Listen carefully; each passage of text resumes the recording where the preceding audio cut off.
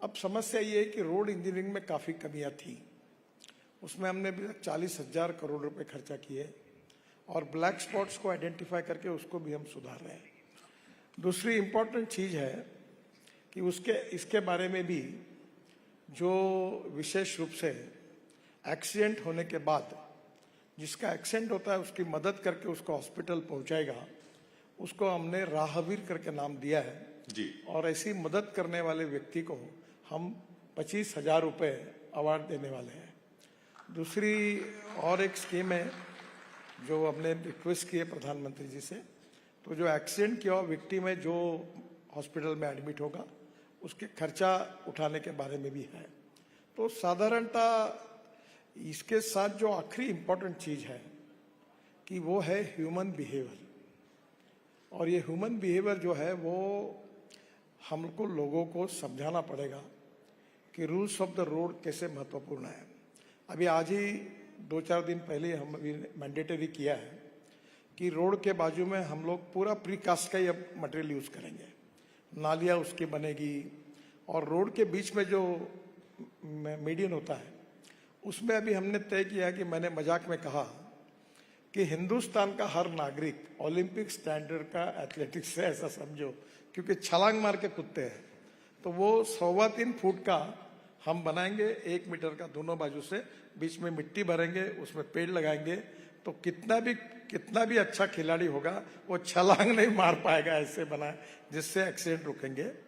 दूसरी बात, foot over bridge बना रहे, जो हमने सुधार किया है कि वो स्कूटर और साइकिल जाकर ऊपर तक जाएगी और दोनों को भी उसका जाने रोड क्रॉस करने का समय नहीं आएगा। मतलब पैदल चलने वालों के साथ स्कूटर साइकिल। और एक दिव्यांग और सीनियर सिटीजन के लिए हम लोग लिफ्ट लगाएंगे।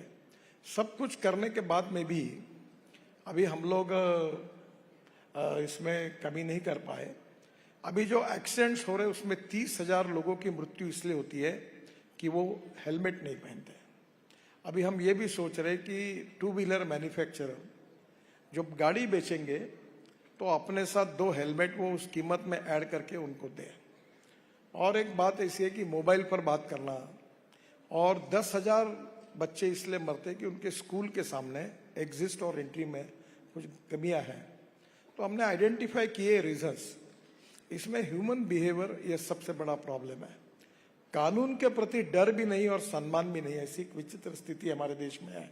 अभी जो ड्राइविंग लाइसेंस होते हैं उसके लिए हम वो अपने मोबाइल पर बैठकर वो टेस्ट दे सकेगा लर्निंग लाइसेंस के लिए, और उसके बाद फिर उसको एक्चुअल ड्राइविंग की भी परीक्षा देनी पड़ेगी। तो बहुत से प्रयास हमने किए, लोगों का सहयोग मिल रहा है, स्कूल के बच्चों के लिए कार्यक्रम कर रहे हैं, NGO सोशल ऑर्गेनाइजेशन की मदद ले रहे हैं। अभी हमारे नेहरू युवा केंद्र भी बड़े प्रमाण पर ये काम करने के लिए उनके साथ भी 100 सेंटर वो खोल रहे हैं। पर एक बात जरूरी है कि जनता का जब तक सहयोग नहीं मिलेगा और रूल्स ऑफ रोड के बारे में जनता के मन में सम्मान नहीं होगा, हम वायोलेशन नहीं करेंगे, इस प्रकार की कमिटमेंट नहीं होगी, तब तक ये मुश्किलें हैं। हम कोशिश कर रहे हैं, मीडिया से भी सहयोग लिया, आपके द्वारा भी बहुत अच्छा सहयोग मिला। अभी शंकर महादेवन ने एक अच्छा सॉन्ग बनाया जो बहुत पॉपुलर हो आपके ही कार्यक्रम में। अमिताभ बच्चन जी ने काफ़ी बड़ा इंटरेस्ट लिया, काफ़ी सेलिब्रिटीज़ भी मदद कर रही है। तो धीरे धीरे लोगों तक जब तक हम ये समझा नहीं पाएंगे तो एक समस्या, हमारी कोशिश चल रही है और अभी जिस प्रकार से हम प्रयास कर रहे हैं, मैं उम्मीद करता हूं कि निश्चित रूप में इसमें सुधार होगा। आखिर में एक बात बता दूं कि हमारे नागपुर में एक प्रयोग हुआ कि हमारी सेव लाइफ फाउंडेशन जो है उन्होंने रोड का ये सेफ्टी ऑडिट किया और हमारे एसपी हर्ष पोद्दार, उन्होंने उसमें से 50% जो स्पॉट्स थे वो पूरे इम्प्रूव किए और उसमें 50% एक्सीडेंट नागपुर जिले में कम हुए। तो अभी उनका प्रेजेंटेशन भी मैंने यहाँ रखा है हमारे अधिकारियों के सामने कि हम पुलिस वालों को भी ट्रेन करें कि भाई जो जो ब्लैक स्पॉट्स है, जो एक्सीडेंट वहाँ जाए, अध्ययन करें, और अगर ये भी इम्प्रूवमेंट हुआ स्टेट हाईवे में, शहर के रोड में, नेशनल हाईवे में, तो मुझे लगता है हम कम कर सकेंगे। हमारी कोशिश चल रही है पर दुर्भाग्यवश इसमें वो नहीं पूरा कर सके। यही हमारे यहाँ का डिपार्टमेंट का एक थोड़ा सा ब्लैक स्पॉट है।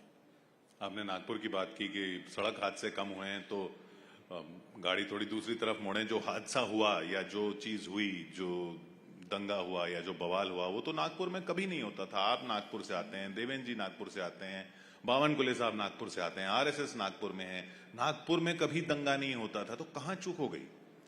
ऐसा नहीं होता है, नागपुर में इसके पहले भी दंगा हो चुका है। दंगा होने के लिए कोई छोटी सी घटनाएं कारणीभूत होती है। एक spark neglected burn the house, तो ये दुर्भाग्यपूर्ण है, पर अभी अच्छा वातावरण है और हमारी कोशिश है कि सब मिलकर शांति का माहौल बना रहे, और अभी हम सब लोग उसके लिए कोशिश कर रहे हैं। आपकी क्या राय है? ये जो औरंगजेब की कब्र को लेकर बार बार बात करते हैं, महाराष्ट्र में औरंगजेब की कब्र है, अब है तो है, होनी चाहिए, नहीं होनी चाहिए? मुझे लगता है अब इसके बारे में बहुत चर्चा हुई है और मैं कोई कंट्रोवर्सी में नहीं गिरना चाहता, पर स्वाभाविक रूप से इसमें काफी प्रमुख लोगों ने बहुत अच्छे स्टेटमेंट दिए हैं। खुद छत्रपति शिवाजी महाराज के जीवन में ये था कि वो कल्याण की सूबेदार की बहू जो थी, उसको जब हमारे उनकी फौज ने पकड़ा, जो लड़ाई जीतने के बाद, तो उन्होंने ये कहा कि वो बहुत सुंदर थी, तो उन्होंने कहा कि मेरी माँ भी सुंदर रहती तो मैं भी इतना सुंदर बनता, और उसको साड़ी और सब देके उन्होंने उसको उनके घर पर पहुंचाया। अफजल खान ने जब उनको मारने की कोशिश की, तब उन्होंने उसका प्रतिकार के रूप में किया, जिसमें अफजल खान की मौत हुई प्रतापगढ़ पर। तो शिवाजी महाराज ने शाही सम्मान के साथ उनका दफन प्रतापगढ़ पर किया। तो स्वाभाविक रूप से मुझे लगता है कि इन सब बातों को ध्यान में रखते हुए छत्रपति शिवाजी महाराज की भूमिका को लेकर निश्चित रूप से हमारी भारतीय संस्कृति, इतिहास और विरासत बहुत महत्वपूर्ण है। पूरा विश्व हमारे तरफ देखता है, तो इस समय निश्चित रूप से समाज में भी अगर सही भूमिका रहेगी तो ऐसे विषयों पर जो विवाद होते वो नहीं होंगे। और वक्फ को लेकर जो हो रहा है, वक्त तो मुझे लगता है वो तो सबके हित में है। आप अगर केस टू केस जाएंगे तो वक्त में बड़े प्रमाण पर विवादित जमीनों में लोगों ने उसको कब्जा किया है, और ये जमीन अगर बाजू हो जाएगी तो engineering college, medical college, skill development institute, research institute, समाज के उपयोगी अनेक कामों के लिए इसका उपयोग होगा, जिसमें मुस्लिम समाज का बहुत बड़ा फायदा होगा।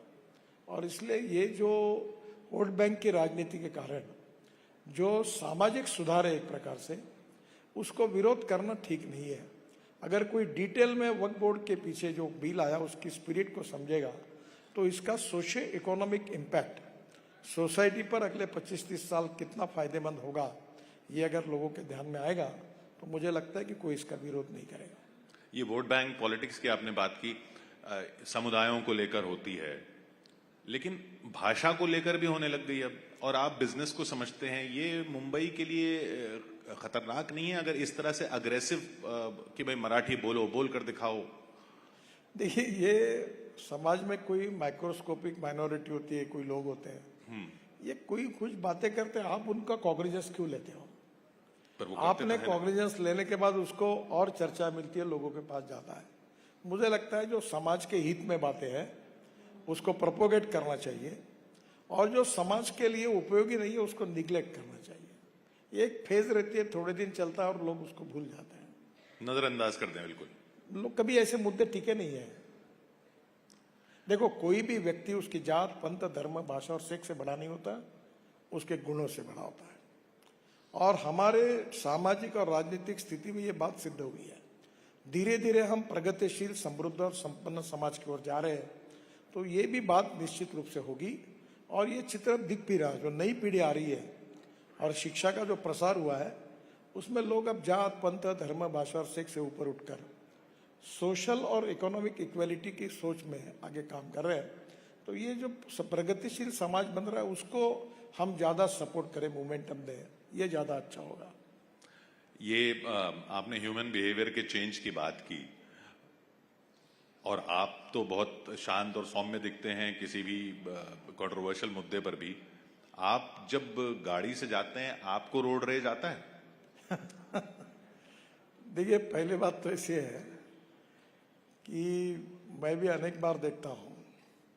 अब क्या है कि इन बातों की जाहिर चर्चा नहीं होती। मैं एक नागपुर में एक बड़ा तालाब मैंने अच्छा बनाया, उसका पूरा जो गंदगी थी साफ की, और एक दिन मैं जा रहा था, मेरे साथ 40-50 गाड़ी थी, एक व्यक्ति उसमें यूरिन कर रहा था। मुझे गुस्सा अनावर हुआ क्योंकि वो स्वच्छता के साथ मेरी कमिटमेंट थी। देखिए, जैसे वायलेशन करते हैं, इसका संबंध व्यक्ति के संस्कारों से है और संस्कार का संबंध उसके प्रशिक्षण से है। अभी जैसे हमारे शंकर महादेवन जी के जो गीत तैयार किया रोड सेफ्टी पर, रोड सुरक्षा के ऊपर, तो वो इतना सुंदर है कि अभी हम 12 लैंग्वेजेस में कर रहे हैं और बच्चे अगर उसको स्कूल में गाएंगे तो धीरे धीरे उनको, जब बड़े नागरिक में, आज के बच्चे कल के नागरिक हैं, तो निश्चित रूप से उनके बिहेवियर में बदल होगा। और कोई भी सुसंस्कृत समाज में इसी प्रकार से समाज बदलते रहता है। और हम आर्थिक दृष्टि से जैसे विकसित हो रहे हैं, सामाजिक दृष्टि से जैसे प्रगतिशील हो रहे हैं, वैसे ह्यूमन बिहेवियर में भी हमारा समाज धीरे धीरे आदर्श की तरफ जा रहा है। एक आध दो लोग कुछ अगर करते तो उसको अपवाद मानना चाहिए और धीरे धीरे जब लोगों को ध्यान में आया कि हमने गलत करने से लोग हमारे बारे में हमको बहिष्कृत करते हैं, तो धीरे धीरे सब लोग अच्छा ही करेंगे। अगर नितिन गडकरी जी को किसी ट्रैफिक चौराहे पर एक दिन का ये काम दिया जाए कि आपको चालान काटने, आपको फाइन करना है, तो सबसे बड़ा फाइन किस पे करेंगे आप? किसका चालान सबसे पहले काटेंगे? अभी कोई चालान फाटने की जरूरत नहीं, अब स्कैनर और कैमरे लग गए हैं। और आपको आश्चर्य होगा, मुंबई में मेरी गाड़ी है। हाँ। वरेड़ी बांद्रा सीलिंग प्रोजेक्ट बनाने का मुझे सौभाग्य मिला। 2 बार मुझे भी फाइन हुआ और फाइन की नोटिस मेरे पास आए। तो अब तो कोई बचा नहीं सकता, कैमरा कैच करता है। आपने भरा फाइन? हाँ। कितने का था? वो 500 रुपये। अब तो बहुत बढ़ा दिया आपने। देखिए, फाइन बढ़ाना ने कोई पैसा वसूल करना और रेवेन्यू मिलाना सरकार के लिए उद्देश्य नहीं है। फाइन इसलिए है कि हम कानून के प्रति सम्मान रखें। और मैं चाहता हूं, लोग जब बोलते हैं कि भाई फाइन बढ़ गया, अरे भाई आप वायलेशन मत करो ना, आपको फाइन भरने की आवश्यकता ही नहीं पड़ेगी। आपने एक बड़ी उपलब्धि अपनी मानी हमेशा, ई रिक्शा, कि अब आदमी आदमी को नहीं खींचता, अब साइकिल रिक्शा नहीं है, हाथ का रिक्शा नहीं है, अब ई रिक्शा है। वही ई रिक्शा अब एक बड़ी समस्या भी बनते जा रहे हैं, पार्लियामेंट तक में सवाल उठ रहे हैं, यूपी में बहुत एक्शन हो रहा है। वो क्या कहीं चूक हो गई या कहीं आउट ऑफ कंट्रोल चला गया मामला, या उसको अब उसको ठीक करने की जरूरत है? देखिए, पहली बात तो ऐसी है कि ई रिक्शा ये गरीबों के लिए है, लास्ट माइल कनेक्टिविटी के लिए कोई ना कोई आवश्यक चीज है जो ट्रांसपोर्ट चाहिए। दूसरी बात, ई रिक्शा में 4 लोग बैठते हैं और उसका किराया बहुत रिजनेबली कम है। जब ये ई रिक्शा बना तब इसमें स्वाभाविक रूप से जो ऑटोमोबाइल कंपनियां थी वो भी कोर्ट तक गई, क्योंकि एक्सेल इस कंपनी का था, चक्का उसका था, तो इसके ऊपर बहुत विवाद हुआ। तब मैंने एक भूमिका ली कि ये रिक्शा गरीब के लिए है और 1 करोड़ लोग आदमी आदमी को खींचने का काम करते हैं, ये अमानवीय है। और इसलिए मैंने गांधी जी को याद करके, उन्होंने एक बात कही थी कि जब आपको कोई निर्णय करना पड़ेगा और अगर कानून तोड़ना पड़ता है तो वो अगर गरीब के हित में होगा तो तोड़ने में कोई गुनाह नहीं है। तो मैंने ये सबको मान्यता देकर वो रिक्शा अगर मैं स्टैंडर्ड में रखता तो 1.5 लाख रुपए की होती, तो मैंने उसको करके 80,000 रुपये में वो मिलने लगी ताकि गरीबों को वो कर सके। फिर धीरे धीरे उसमें एक प्रॉब्लम आया कि ये डुप्लीकेट पार्ट और इधर उधर के, मैं कोई देशों के नाम नहीं लेता, उसकी मोटर लाके ये करके ये चलने लगा। अभी ऐसा हुआ है कि 2 व्हीलर मैन्युफैक्चरर बड़ी कंपनियां भी अब ई ऑटो रिक्शा बना रही है, ई रिक्शा बना रही है। और उसमें अभी स्टैंडर्ड्स में भी हमने ये कहा है कि इसके बारे में अभी भारत एनकैप जो हमने किया है कि जिसमें हर कार का टेस्ट होती है, तब धीरे धीरे भारत एनकैप में हम ई रिक्शा के भी टेस्टिंग की बात अध्ययन कर रहे हैं ताकि अच्छे क्वालिटी की रिक्शा बने, 8 से 10 साल उसका लाइफ रहे और थोड़ा कीमत थोड़ी बहुत ज़्यादा रहेगी तो अड़चन नहीं, पर वो क्वालिटी का प्रोडक्शन हो। दूसरी बात, ई रिक्शा में ड्राइविंग लाइसेंस नहीं लगता। आजकल दिव्यांगों भी ई रिक्शा चलाने लगे, महिलाएं चलाती है, उनके रोजगार का साधन है। आप समझो कि ई रिक्शा और ई कार्ट का अगर हिसाब लगाएंगे तो 1.5 करोड़ लोगों को रोजगार मिला है और पोल्यूशन नहीं है। तो थोड़ा सा अभी कुछ संस्थाएं कर रही है कि ई रिक्शा चलाने वालों को भी थोड़ा ट्रेनिंग, मैनर्स, एटिकेट्स, ऐसा सोशल उपक्रम चल रहा है। अब उसको ड्राइविंग लाइसेंस और सब में लाएंगे तो उससे तकलीफें बढ़ेगी। तो एक तरफ गरीब को तकलीफ नहीं होनी चाहिए, ये भी भाव हमारे मन में है, और दूसरी ओर क्वालिटी का काम हो, वायलेशन भी नहीं हो, ये भी हमारा उद्देश्य है। दोनों के बीच में से वे आउट निकालेंगे। अभी अगर दिल्ली की बात करें, दिल्ली में इस साल अगर किसी को गाड़ी लेनी हो तो आपके पास आए वो कि गडकरी साहब मुझे कौन सी गाड़ी लेनी चाहिए, अभी पेट्रोल लूं, डीजल लूं, इलेक्ट्रिक लूं, हाइब्रिड लूं, बायोफ्यूल वाली लूं, फ्यूल सेल वाली लूं, आगे क्या होने वाला है? मैं तो इतना ही कहूंगा, कोई भी गाड़ी खरीदी करो पर पेट्रोल और डीजल की छोड़कर कोई भी खरीदी करो, ये उनके ऊपर छोड़ दिया। आप देखिए, अभी मैं फ्लेक्स इंजन गाड़ी में आया आपके यहाँ, आप थे नीचे में, वो इनोवा गाड़ी जो है वर्ल्ड की पहली है, ये यूरो 6 इमिशन नॉर्म पे चलती है और पेट्रोल के तुलना में उसका एवरेज अगर करेंगे तो 60% बिजली तैयार करती है, तो पेट्रोल का भाव होता है 25 रुपये लीटर।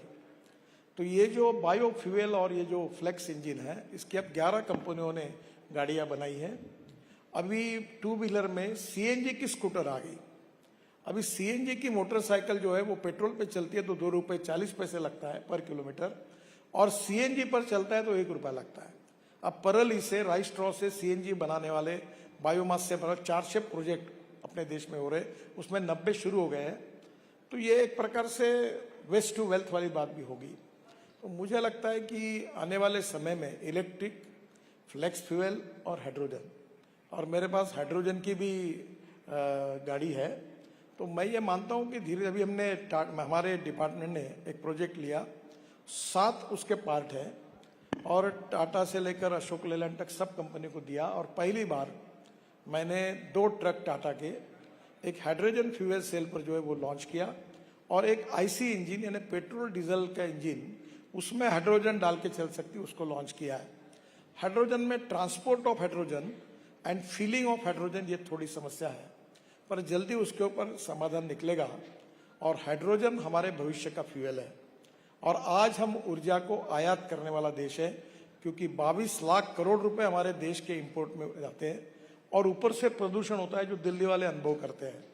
पर मेरा विश्वास है कि मोदी जी के नेतृत्व में जो नीति हमने अपनाई है, तो निश्चित रूप से आने वाले दिनों में हम ऊर्जा को आयात करने वाला नहीं, तो भारत ऊर्जा को निर्यात करने वाला देश बनेगा, ये मेरा दृढ़ विश्वास है।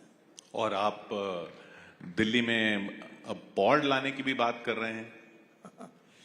देखो, हमने अभी 360 proposal ropeway, cable car, funicular railway के आए। अभी हमने केदारनाथ का रोपवे मंजूर कर रहे हैं। हमको रोपवे बनाकर 5,000 करोड़ का रोपवे कॉन्ट्रैक्टर बनाएगा और 800 करोड़ रुपए साल के हमको देगा। तो बड़े प्रमाण पर पब्लिक ट्रांसपोर्ट ऑन इलेक्ट्रिसिटी ये है। अभी हम 3-4 टेक्नोलॉजी पर अध्ययन कर रहे हैं। पहली बार अब नागपुर में पायलट प्रोजेक्ट फ्लैश चार्जिंग का, 135 सीटर बस है, और उसमें जैसे हवाई जहाज में व्यवस्था होती है एयर होस्टेस, तो बस होस्टेस है, बस एयर कंडीशन है और एग्जीक्यूटिव चेयर है, और वो बस स्टॉप पर खड़ी होगी तो आधा मिनट में वो फिर चार्ज होगी, 40 किलोमीटर चलेगी, फिर खड़ी होगी, फिर 40 मिनट चलेगी, और उसका टिकट रेट डीजल की तुलना में 30% कम होगा। तो जैसे ये धौलाकुआ टू मानेसर रोज इतनी गाड़ियां जाती है, अगर ये लग्जरी बस में आप एग्जीक्यूटिव क्लास में बैठकर एयर कंडीशनिंग में अगर लोग जाएंगे, तो हम इंडिविजुअल कार को डिस्करेज करना चाहते हैं और पब्लिक ट्रांसपोर्ट को इनकरेज करना चाहते हैं। तो ये रोपवे, केबल कार के ऊपर काफ़ी टेक्नोलॉजी पर अध्ययन कर रहे हैं। ये जो हिथरो वाला जो पॉइंट्स वाला सिस्टम है, वो भी एक इंडियन उद्योजक ने उसको लिया है, और उसका कल ही मेरे यहाँ प्रेजेंटेशन हुआ है। हम काफ़ी टेक्नोलॉजी का अध्ययन कर रहे हैं, पर हमारा आग्रह है कि पब्लिक ट्रांसपोर्ट और इलेक्ट्रिसिटी पर ये इंडिजिनियस टेक्नोलॉजी बने। रोपवे, केबल कार में विशेष रूप से जो कंपनी है वर्ल्ड में, प्यूमा, डॉफलमेयर, ये सब बाहर की, और उनकी कॉस्ट बहुत ज़्यादा होती है। तो हमारे यहाँ कॉस्ट कम करने के लिए मेक इन इंडिया और मेड इन इंडिया होगा। तो निश्चित अभी 360 प्रपोजल हमारे पास है, और आने वाले दिनों में और 1000 तक जा सकते हैं।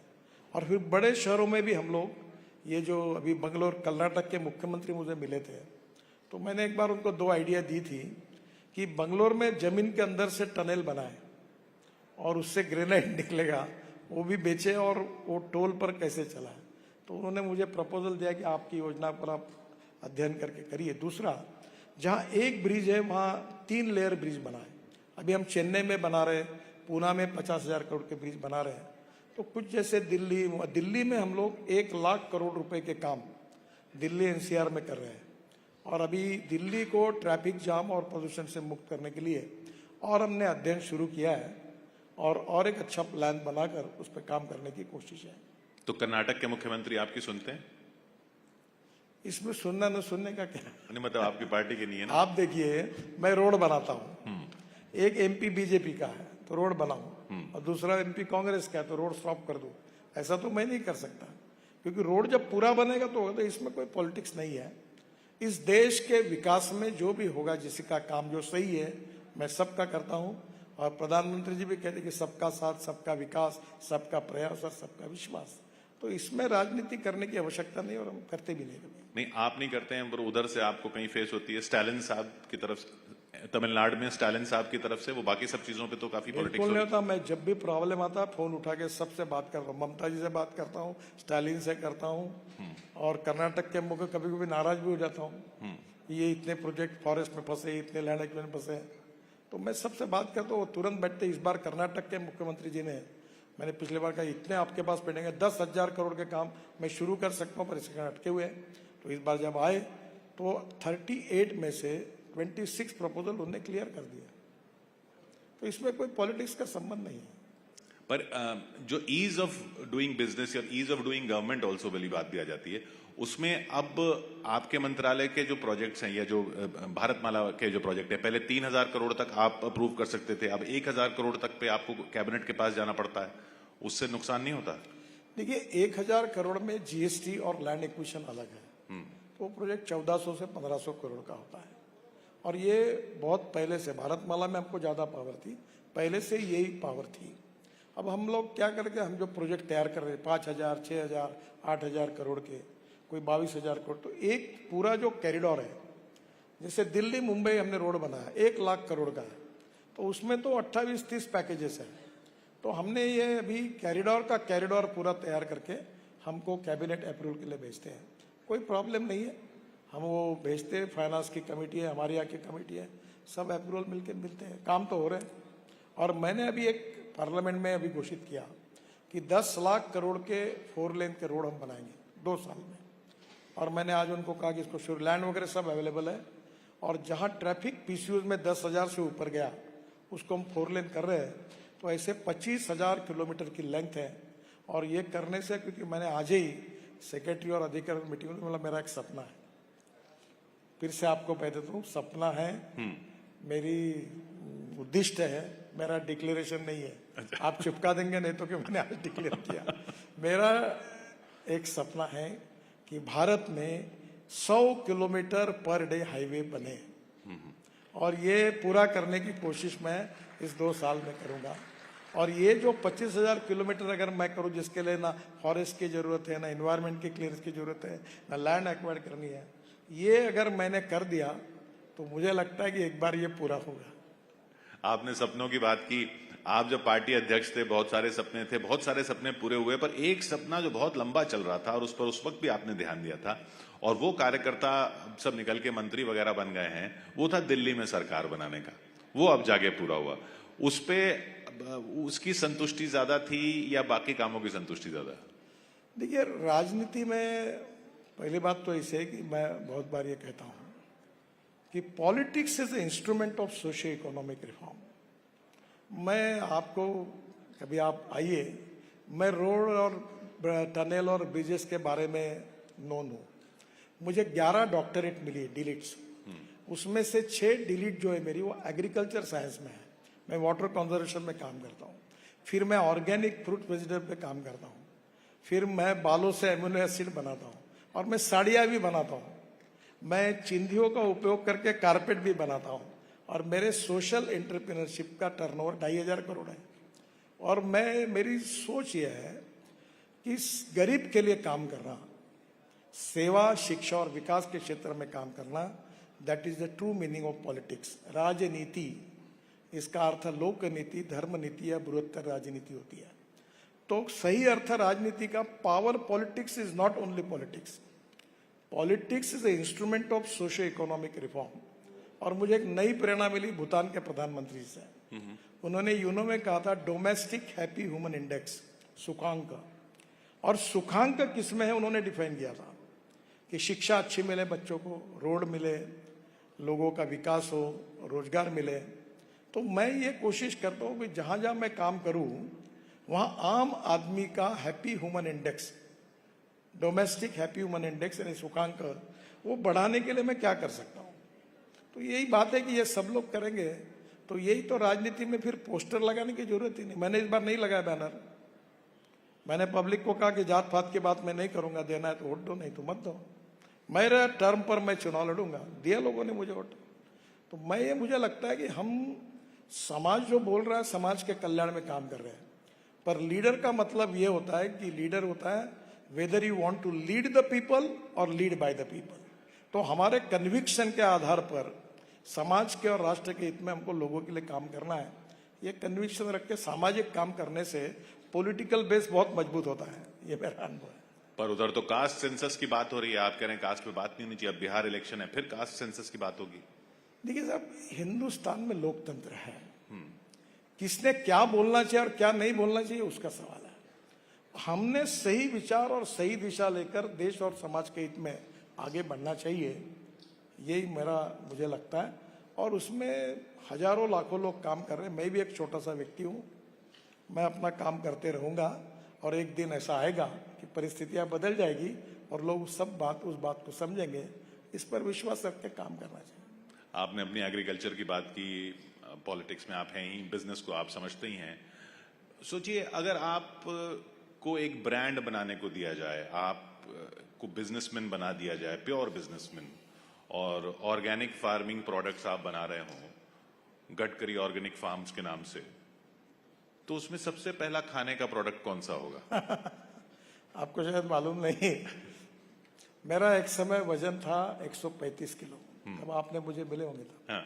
अब मैं 89 किलो, मैंने 46 केजी कम किया। राजनीतिक वजन तो बढ़ गया। और मैं पुराने समय, मुझे एक ने पूछा, आपके जैसे पत्रकार ने, कि आप इतने बड़े बड़े काम कर रहे हो, टनेज बना रहे हो, रोड बना रहे हो, तो आप बहुत सोचते होंगे, बहुत अध्ययन करते होंगे, बहुत विचार करते होंगे, तो आप क्या विचार कर रहे हैं? अब आप मेरे ऊपर बिलीव करो, बिल्कुल मैं कसम खा के बता रहा हूँ, मैं यहाँ क्या आते समय विचार कर रहा था कि आज कौन से रेस्टोरेंट में जाना है और क्या खाना है। मैं इसी बात का विचार करता हूँ। Life is too short, try to enjoy it.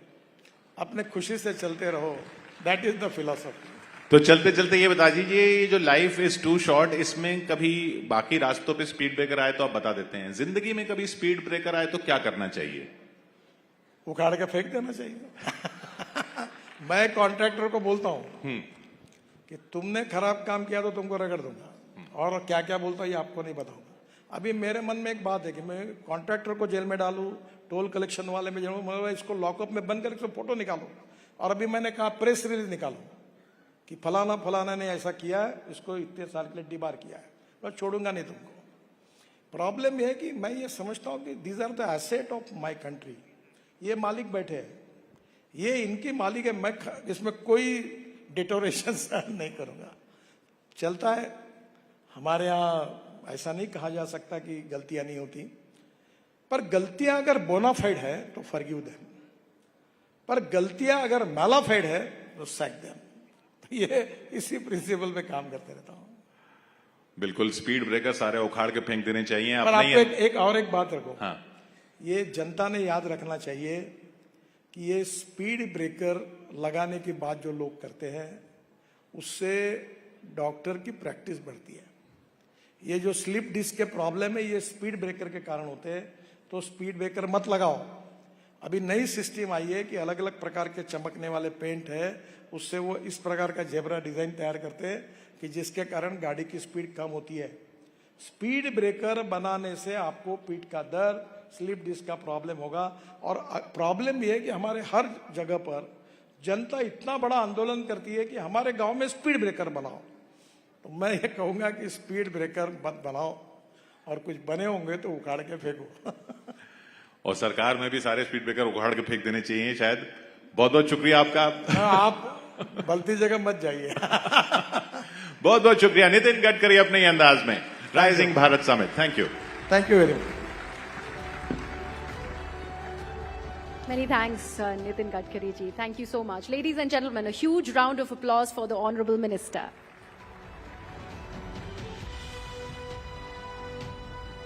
Let's now embark on a journey through Bharat's incredible diversity, rich heritage, and its glorious civilizational history.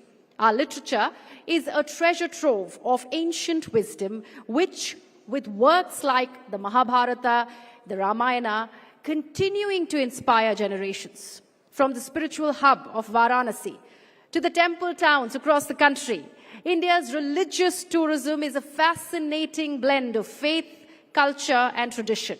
The recent Kumbh Mela, which attracted more than 600 million devotees, was a testament to India's ability to generate and celebrate its diversity with grandeur and precision. In this session, we will delve into the intricacies of India's cultural diversity, exploring its many facets and nuances. We will discuss how our rich heritage and Bharat's dazzling, diverse landscape can be leveraged to promote tourism, create jobs, and foster national pride. So let's embark on this cultural voyage and discover the many wonders of India with Shri Gajendra Singh Shekhawat, Honorable Union Minister of Culture and Tourism, for a fireside chat on cultural carousal, no full stops in India, in conversation with Amish Devgan.